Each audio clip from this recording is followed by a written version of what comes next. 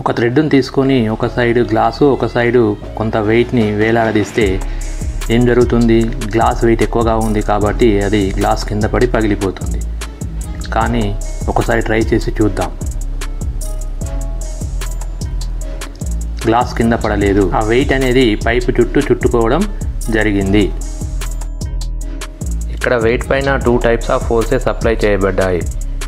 First one glass వల్ల కలిగిన centripetal force.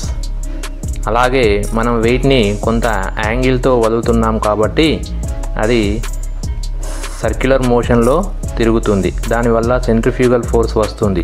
కానీ రేడియస్ తగ్గుతూ ఉంటుంది కాబట్టి అది ఆ పైప్ చుట్టూ చుట్టుకొని అక్కడ ఆగిపోవడం జరిగింది.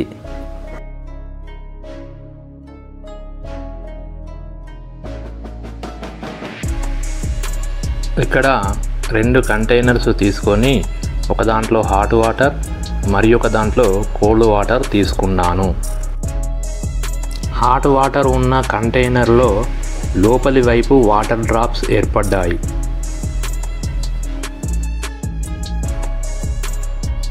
కానీ కోల్డ్ వాటర్ ఉన్న కంటైనర్లో బయటి వైపు వాటర్ డ్రాప్స్ ఏర్పడ్డాయి. ఇలా ఎందుకు జరిగింది మరి? హాట్ వాటర్ ఉన్న కంటైనర్లో హాట్ వాటర్ నుండి వాటర్ వేపర్స్ వచ్చి కంటైనర్ వాల్స్పై లోపలి వైపు కండెన్సేషన్ జరిగింది.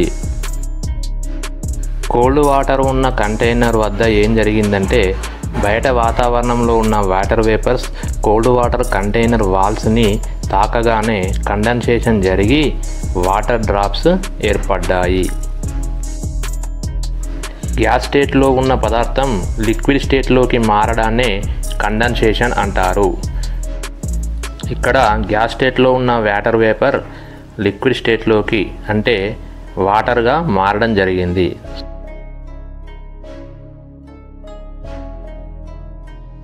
ఇక్కడ 2 బెలూన్లను తీసుకొని ఒక దాంట్లో ఎక్కువ ఎయిర్ నింపాము, ఇంకో దాంట్లో తక్కువ ఎయిర్ నింపాము. ఆ రెండింటిని ఒక పైప్ ద్వారా కనెక్ట్ చేశాము. మధ్యలో ఒక క్లిప్ ఉంచడం వల్ల ఒక బెలూన్ నుండి ఇంకో బెలూన్లోకి ఎయిర్ ఫ్లో కావడం లేదు. ఒకవేళ ఇప్పుడు నేను ఆ మధ్య క్లిప్లో తీసేస్తే ఎయిర్ బిగ్ బెలూన్ నుండి స్మాల్ బెలూన్లోకి వెళ్తుందా లేక స్మాల్ బెలూన్ నుండి బిగ్ బెలూన్లోకి వెళ్తుందా? మీరేమనుకుంటున్నారో కామెంట్ చేయండి. ఇప్పుడు నేను వాటి మధ్య ఉన్న క్లిప్ను ఓపెన్ చేస్తున్నాను. ఏం జరుగుతుందో చాలా జాగ్రత్తగా అబ్జర్వ్ చేయండి. ఇక్కడ స్మాల్ బెలూన్ నుండి ఎయిర్ బిగ్ బెలూన్లోకి ఫ్లో అయ్యింది. ఎందుకు ఇలా జరిగింది అంటే బిగ్ బెలూన్ ఆల్రెడీ ఎక్కువగా ఎక్స్పాండ్ అయ్యి ఉంది. దానిపైన కొంత ప్రెషర్ ఇవ్వగానే అది ఇంకా ఎక్స్పాండ్ అవుతుంది. కానీ స్మాల్ బెలూన్ ఎక్స్పాండ్ కావాలంటే ఎక్కువ ప్రెషర్ అవసరం పడుతుంది. మనము బెలూన్ను ఊదుతున్నప్పుడు మొదట ఎక్కువ ప్రెషర్తో గాలిని ఊదాల్సి ఉంటుంది. అది ఎక్స్పాండ్ అయిన తర్వాత కొంచెం ఫోర్స్తో గాలిని ఊదినా కూడా బెలూన్ ఎక్స్పాండ్ అవుతూ ఉంటుంది కదా. అదేవిధంగా ఇక్కడ జరిగింది. బిగ్ బెలూన్ ఆల్రెడీ ఎక్స్పాండ్ అయి ఉంది కాబట్టి స్మాల్ బెలూన్ నుండి బిగ్ బెలూన్లోకి ఎయిర్ ఫ్లో అవుతుంది.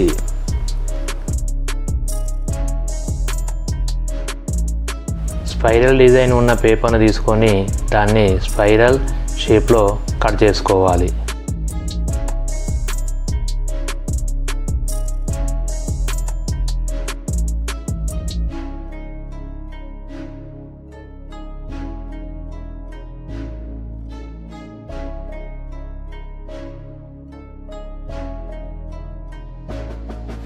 తర్వాత స్పైరల్ పేపర్ని ఒక స్టాండ్పై ఉంచి దాని కింద ఒక క్యాండిల్ని ఉంచి క్యాండిల్ని వెలిగించగానే అది తిరుగుతుంది.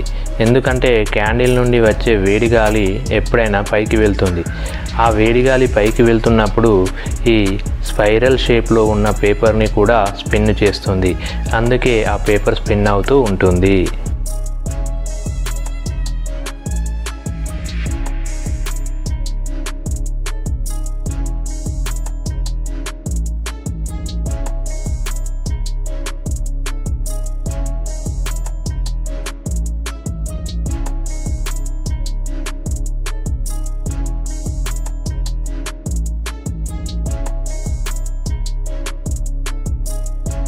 ఇప్పుడు expansion of air contraction of air అవగాహన చేసుకోవడం కోసం ఒక ఇంట్రెస్టింగ్ ఎక్స్పెరిమెంట్ చేద్దాం.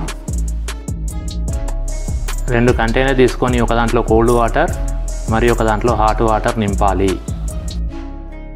ఇప్పుడు 2 గ్లాస్ బాటిల్స్ తీసుకొని వాటికి బెలూన్స్ని అమర్చుదాం. ఒక గ్లాస్ని హాట్ వాటర్లో ఉంచుతున్నాను. చూడండి ఏం జరుగుతుందో.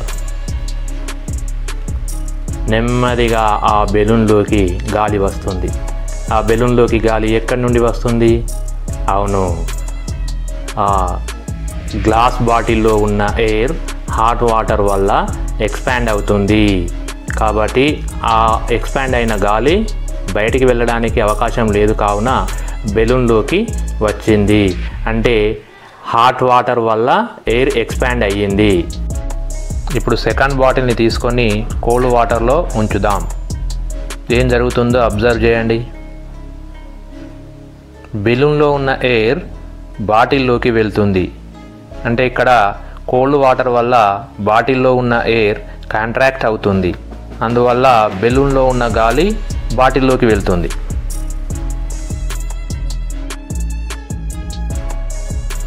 ఈ వీడియోలో ఉన్న ఎక్స్పెరిమెంట్స్ మీకు నచ్చినట్లయితే లైక్ చేయండి, షేర్ చేయండి, మన ఛానల్ని సబ్స్క్రైబ్ చేసుకోండి.